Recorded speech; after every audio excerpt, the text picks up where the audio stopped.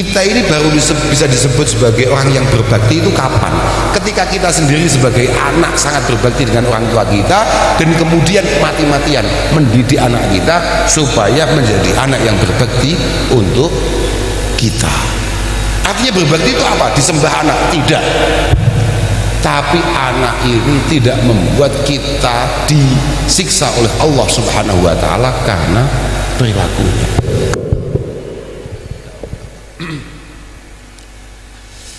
Assalamualaikum warahmatullahi wabarakatuh. Waalaikumsalam warahmatullahi ta'ala wabarakatuh. Alhamdulillah wa syukurillah wa salatu wassalamu ala rasulillah Sayyidina Maulana Muhammad ibn Abdullah man istafahu wa jitabahu li nubuwati wa risalah wa ala alihi wa sahbihi wa mawalah amma ba'd la hawla wa la quwwata illa billah. Sudah sana ini para kiai, para masyayikh, para bini sepuh, para apa, kalau sesepuh itu dalam bahasa Banjarnya apa? Tatua, tatuha, oke, ilmu itu penting itu, tatuha, oke, para senioritas yang paling penting semua khudama'il ma'had. Apa nama pondok ini? Al-Amin, Pondok Al-Amin. Oh, menyesuaikan nama pondok panjenengan di Jawa ini. Alhamdulillah ala kulli hal. Sampai itu nutupi yang di belakang itu loh. Sudahlah, tidak usah banyak di kamera itu. Ngapain? Yang nggak datang ya usah lihat biasa saja. Ngapain harus di kamera? Iya kan? Alhamdulillah malam hari ini saya bisa silaturahim di tempat ini, di kota Banjarbaru.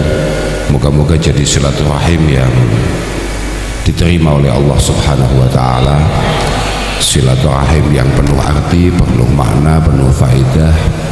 Moga-moga bisa sesuai dengan apa yang disampaikan oleh baginda Rasulullah Muhammad sallallahu alaihi wasallam, silaturahim yang manmatun lil udad, masatun lil mal, mahabbatun fil ahal, mansyaatun fil ajal. Jadi moga-moga berkah pertemuan kita ini, walaupun saya nggak ngerti juga kenapa saya kok bisa nyampe sini, ini saya tidak paham, karena sebetulnya saya harusnya di Batu Licin kan. Saya itu undangannya di Batu Licin, tapi saya tidak tahu kenapa kemudian dibajak sampai ke sini, ini saya nggak ngerti. Tapi saya cukup bangga, makanya moga-moga ini benar-benar ada manfaat, ada faedah untuk kita semua yang mampu menambah wawasan kita, memudahkan segala urusan kita, kemudian mampu menambah kasih sayang kekeluargaan di antara kita, dan yang terakhir moga-moga kita semua bibarokati silaturahim, moga-moga diberikan kesehatan, diberikan kekuatan lahir batin, dan moga-moga kalau memang menjadi sebuah kemanfaatan, moga-moga kita semua dipanjangkan umurnya oleh Allah Subhanahu wa Ta'ala. Orang itu panjang umur tapi kalau nggak manfaat juga menyedihkan. Pendek tapi kalau penuh arti dia akan kekal abadi. Makanya orang itu nggak mesti, tidak bisa dilihat dari seberapa panjang dia hidup di muka bumi ini, tapi yang paling bagus adalah seberapa kuat dampak yang bisa diberikan terkait hal-hal positif selama dia ada. Para hadirin, para hadirat yang kami muliakan, kita kesini ternyata ada acara yang dispesialkan. Saya juga agak kaget, tadi tahu-tahu baru turun dari mobil, tahu-tahu dikasih kalung bunga.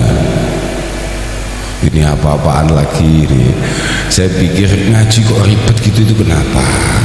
Ngaji itu tidak usah ribet-ribet ngaji itu. Tapi saya mikir lagi, wa ardihim ma kunta fi ardihim wa darihim ma kunta fi darihim, bahwa masing-masing dari kita ini punya wilayah-wilayah sendiri-sendiri yang punya adat istiadat sendiri-sendiri, dan ini semuanya harus dihormati, semuanya harus dihargai, karena agama ini adalah agama yang tidak pisah dengan semua itu. Ad-din wal akhlak wal dzauq wal adab, ini merupakan satu kesatuan yang tidak bisa dipisahkan, bahwa agama ini agama yang selalu beriringan dengan al akhlak, budi pekerti. Orang mau pinter kayak apa kalau tidak punya akhlak, ya kita pengennya segera dimakamkan saja orang-orang kayak begitu itu. Pinter tapi tidak punya etika, tidak punya budi pekerti. Kemudian az-zauq, mau hebatnya kayak apa, tapi kalau dia tidak punya kepekaan, tidak punya kepedulian, tidak punya empati dengan orang lain, maka ya Islamnya jelas gagal. Karena orang Islam itu adalah orang yang sangat menghargai dan orang yang sangat berpikir keras bagaimana kalau ada kenikmatan itu dirasakan bersama, kalau ada kesulitan itu dijunjung, diangkat, dihilangkan bareng-bareng. Itu orang Islam. Yang terakhir adalah al-adab. Adab itu budaya. Budaya menjadi penting ketika budaya ini tidak mukhalifun li syariah, untuk kemudian terus kita pertahankan untuk mendampingi dakwah kita sebagai santri, sebagai orang Islam. Kira-kira begitu. Ini tadi acaranya apa? Sampai lupa saya. Saya nggak ngerti masalahnya. Apa ini? Kok pengajian lagi? Saya harusnya kesini itu kuliner apa-apa begitu loh. Dalam rangka haflah akhir sana khatmul Quran. Oh iya, adik-adik tadi itu berarti ya. Wah, luar biasa. Moga-moga yang hari ini teman-teman yang kita syakuri dihatami, moga-moga benar-benar menjadi pribadi-pribadi yang memiliki kedekatan dengan Allah Subhanahu wa taala, menjadi pribadi-pribadi yang terbangun rasa takwa di sisi Allah Subhanahu wa taala. Quran itu bukan keahlian saya, Quran itu cuma ya sama-sama kita tahu bahwa Quran ini monggo Kiai. Ini siapa ini? Oh, moga-moga kita semua diberi taufik hidayah oleh Allah Subhanahu wa taala. Taufik itu kenapa? Ada taufik, ada inayah. Iya kan, biasa tukang-tukang pidato coba lihat itu, mesti ada taufik, ada inayah, ada hidayah. Apa masalahnya? Ya anak itu pertolongan Tuhan. Kalau taufik itu tidak hanya Tuhan menolong, tapi selain Tuhan menolong, Tuhan juga memudahkan. Itu taufik. Mananya sama, pertolongan Tuhan. Tapi prakteknya kalau taufik itu ya menolong dan memang ada kemudahan untuk kita melakukan itu. Ada kemudahan, kita tidak dibuat repot itu. Contoh, taufik itu contoh, entah itu akan kita pakai apa tidak. Kebetulan kita ini punya rezeki agak lebih misalnya begitu. Kemudian di antara taufiknya, tahu-tahu ada orang jalan minta-minta di depan rumah kita, itu taufik. Kak ulangi, yang kamu pikir itu penyakit, itu sebetulnya taufik. Oke, saya ulangi. Kamu kebetulan punya rezeki agak lebih, kamu nggak perlu bingung mau nyedekahkan ke siapa. Tahu-tahu ada saudaramu ke situ minta uang, atau tahu-tahu ada saudaramu ke situ pinjam uang. Itu taufik Tuhan. Tapi nggak tahu akan kamu tangkap apa tidak taufik itu, karena tidak semua dari kita kemudian dipinjami saudaranya. Oke, enggak, ini ada saudara kok kesini hanya pinjam uang aja. Sebentar saya tanya, kalau untuk orang Banjarmasin, kalau ada saudara yang suka ngasih uang sama selalu datang pas pinjam uang, itu suka mana? Enggak, jujur. Kalau kita punya saudara dua, yang satu setiap kali ke rumah kita ngasih sesuatu, entah makanan, uang, pakaian atau apalah, hadiah pokoknya. Ada yang satu setiap kali datang mesti ngerepotin kita. Kita suka mana itu? Enggak, jujur. Habis ini langsung pulang saya. Terakhir ini pertanyaan saya terakhir. Sudah ini terakhir ini ya. Gimana Bu? Ini suka saudara yang mana Bu? Yang datang-datang ngasih uang apa yang datang-datang utang uang? Oh oke, sip. Kata Sayyidina Ali, kualitas kita di sisi Allah itu ditentukan oleh seberapa penting ridho Allah menurut kita. Gini Pak, suatu ketika Sayyidina Ali itu ditanya, kita ini termasuk orang yang sangat duniawi ya, apa ukhrawiyah itu cara lihatnya gimana? Gampang saja, kalau kamu kedatangan orang yang ngerepotin kamu dan kamu bahagia akan itu semua, dan kamu bisa bantu apa yang bisa bantu kamu lakukan, oh berarti kamu orang-orang akhirat. Tapi kalau kamu kedatangan orang yang memang biasanya selalu membahagiakan kamu dan kamu bahagia, oh berarti kamu masih orang dunia. Nah itu masalahnya, loh. Dan itu ternyata berat. Suatu ketika, loh ini cerita ini kisah nyata ini. Suatu ketika, saya ini kan agak kiai Pak ya lumayan lah, maksudnya lumayan lah ya. Kadang-kadang karena orang itu salah paham, dianggap saya ini orang baik. Kadang-kadang ada saja orang itu ngasih apa begitu.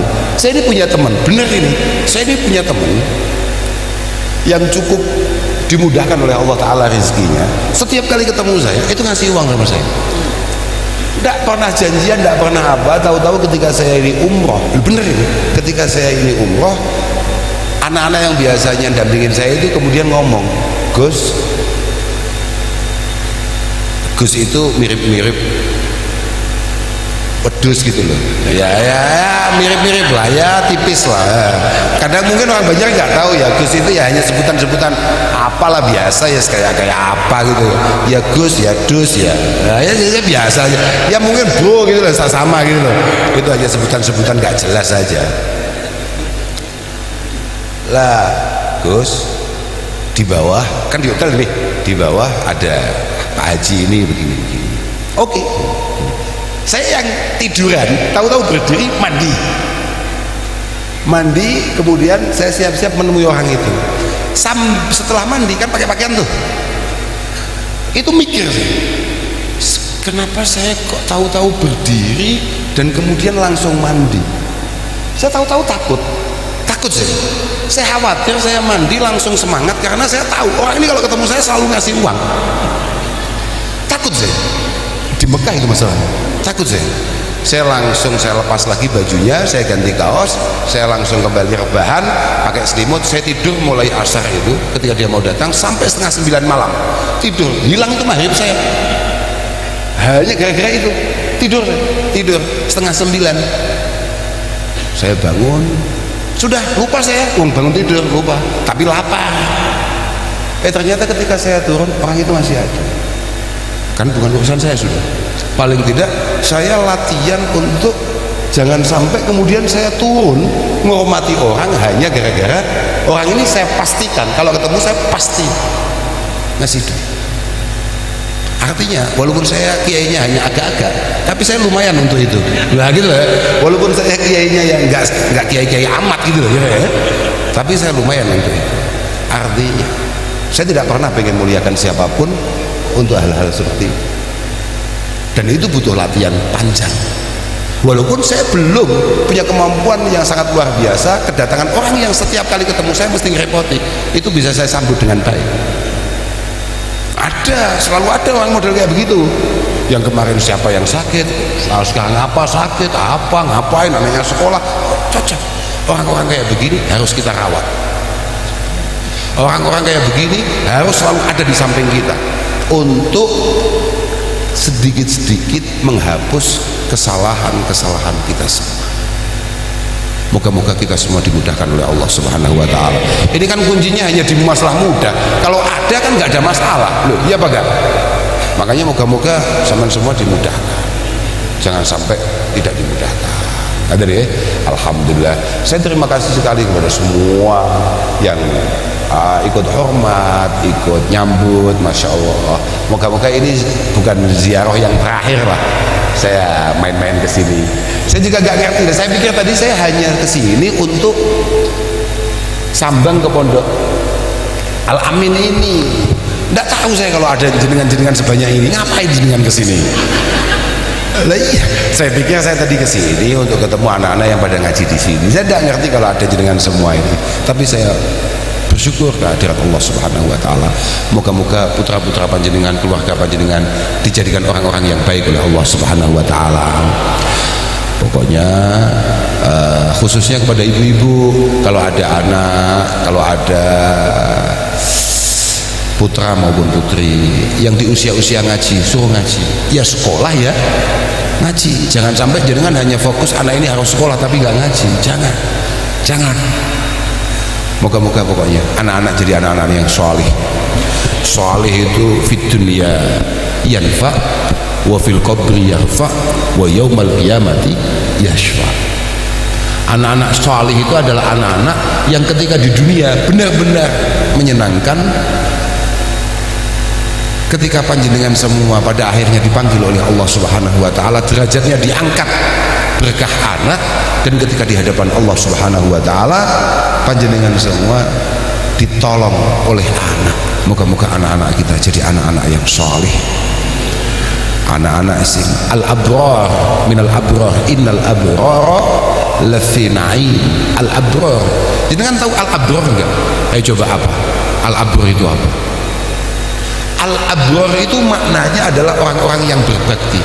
Tapi itu siapa juga? Al-abrar itu siapa? Kata Ibnu Abbas, kenapa beliau-beliau disebut al-abrar? Li'annahum baru al-aba'a wal abna. Kita ini baru bisa disebut sebagai orang yang berbakti itu kapan? Ketika kita sendiri sebagai anak sangat berbakti dengan orang tua kita, dan kemudian mati-matian mendidik anak kita supaya menjadi anak yang berbakti untuk kita. Artinya berbakti itu apa? Disembah anak? Tidak. Tapi anak ini tidak membuat kita disiksa oleh Allah Subhanahu wa taala karena perilakunya. Kadang-kadang ada orang tua itu pengen anaknya nyembah dia.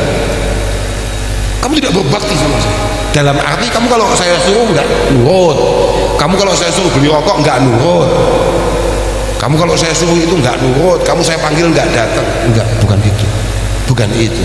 Tapi adalah anak yang benar-benar tidak melakukan sesuatu yang kira-kira tidak diridhoi oleh Allah Subhanahu wa taala, yang membuat orang tua terbebani akan itu semua. Tidak bisa. Saya ini masih kecil, bapak saya itu selalu ngomong, jangan sampai saya masuk neraka gara-gara kamu. Iya, bapakmu ini adalah orang yang mulai awal hanya mengabdi kepada santri, kepada ilmu. Jangan sampai besok bapakmu ini mau masuk surga gagal hanya gara-gara kamu. Karena memang begitu. Ku anfusakum wa ahlikum naro. Yang paling bertanggung jawab akan keselamatan anak-anak kita ya kita. Kita mau melangkah ke surga, ternyata anak kita terseok-seok di neraka, ya kembali dulu no bro, petong dulu no, siapa yang membuat ini semua seperti ini? Siapa ya? Nah kadang-kadang orang tua ya antik, bapak-bapak itu antik betul. Anaknya baru pulang sekolah sudah digegeri kalau hari Jumat suruh segera berangkat Jumatan, tapi bapaknya masih ngerokok di depan rumah. Loh, ada nggak kayak gitu tuh? Malah kayaknya besok yang nyebabin anak nggak jadi masuk surga itu malah bapaknya, itu bukan Nah, itu bapakmu masih tertinggal. Bisa. Makanya moga-moga anak kita benar-benar mampu menyafaati kita semua. Fit dunya yanfa wa fil qabri yarfa wa yaumal qiyamati yashfa. Qabri, kuburan itu kelasnya beda-beda. Lah anak kita bisa mengangkat kelas kita. Bisa mengangkat. Artinya kan rumah sakit ada BPJS, tahu kan? Nah, itu BPJS-nya bisa biar ngangkat itu. Barokah, karena kullu amalin sholihin ya'maluhul walad yulhaqu thawabuhu li abawaihi walau lam yad'u lahu. Kata Al-Imam Jalaluddin As-Suyuti, semua amal yang dilakukan oleh anak itu orang tua dapat pahalanya walaupun tidak diniatkan. Sampean sedekah model apapun, sampean menolong orang model apapun, sampean baca Quran, sampean wudhu, sampean sholat, sampean jamaah, bapakmu, ibumu semuanya dapat pahala. tapi dibalik sama saja. Saman buka aplikasi judul sekali saja, bapakmu kena, bapakmu kena, kamu jangan pikir gak kena, kena sama. Ngapain? Wong dia yang bertanggung jawab kok, kena dia. Apalagi buka botol masih ujungnya begitu ya, bapakmu sudah panas itu di info langsung A1 masuk ke makam orang tua kita yang sudah mendahului kita. Itu coba lihat, coba lihat anakmu diminum betul, dipukul pertama kali ya dia sebagai penanggung jawab utama apa yang kamu lakukan hari itu masalahnya. Moga-moga kita semua, orang tua kita, guru-guru kita, anak-anak kita diselamatkan oleh Allah Subhanahu wa Ta'ala, dan moga-moga kita semua mendapatkan keberkahan daripada beliau-beliau semua. Saya pikir hanya itu yang bisa saya sampaikan untuk di pertemuan kita ini. Insya Allah moga-moga jenengan semuanya tidak terlalu kecewa, tidak terlalu marah sama beliau, bukan sama saya. Nggak urus saya karena saya tidak ada urusannya dengan jenengan. Jenengan mau kecewa nggak kecewa terserah, saya mau pulang habis ini. Oke ya. Moga-moga sambung doa, moga-moga baik semua, lancar semua, sehat semua. Alhamdulillah. Mohon maaf kalau ada hal-hal yang saya anggap adalah sesuatu yang biasa-biasa saja tapi menurut panjenengan menjadi masalah. Saya mohon maaf karena antara saya panjenengan ada budaya yang tidak sama, ada kebiasaan yang tidak sama. Mohon saya diterima sebagai bagian keluarga dari panjenengan semua, diterima sebagai teman, sebagai saudara daripada panjenengan semua. Saya terima kasih atas semua penghormatannya. Mohon maaf loh, lahir batin, dohir batin saya mohon maaf. Saya hanya ingin kita semua baik, kita semua rukun, kita semua kompak, dan moga-moga negeri kita secara keseluruhan moga-moga menjadi negeri yang dirahmati oleh Allah Subhanahu wa Ta'ala. Akhiran wal afu minkum. Assalamualaikum warahmatullahi wabarakatuh.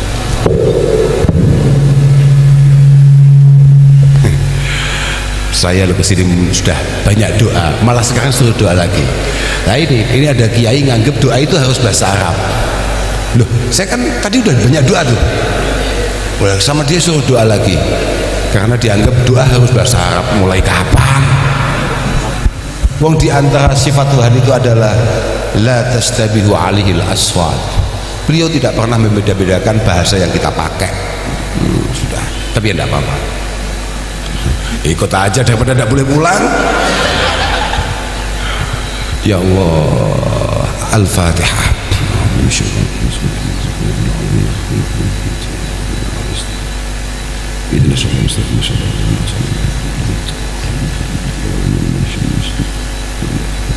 اللهم ربنا تقبل منا انك انت السميع العليم وتب علينا انك انت التواب الرحيم. ربنا يا الله انا نسالك بحق سوره الفاتحه المعظمه والسنه والقران العظيم ان تجعلنا من اهل الخير وان تعاملنا معاملتك باهل الخير وان تدينا كل خير وان تفضل علينا بكل خير حسبنا كل رحمه فلنا فينا انفسنا واولادنا ازواجنا تلاميذنا تلميذنا اشعارنا اخواتنا من كل فتنه ومحنه والضيق انك ولي كل خير فضل بكل خير معطي كل خير مانع كل ضيق يا ارحم الراحمين. يا رب يسر لنا امورنا كلها ولا تعسر علينا من الخير يا ميسر كل عسر يسر مرادنا بفتك الواسع. ربنا لا سهل الا ما جعلته سهلا فانت ان شئت جعلت الحزن سهلا سهل امورنا حسر مقاصدنا بل املنا.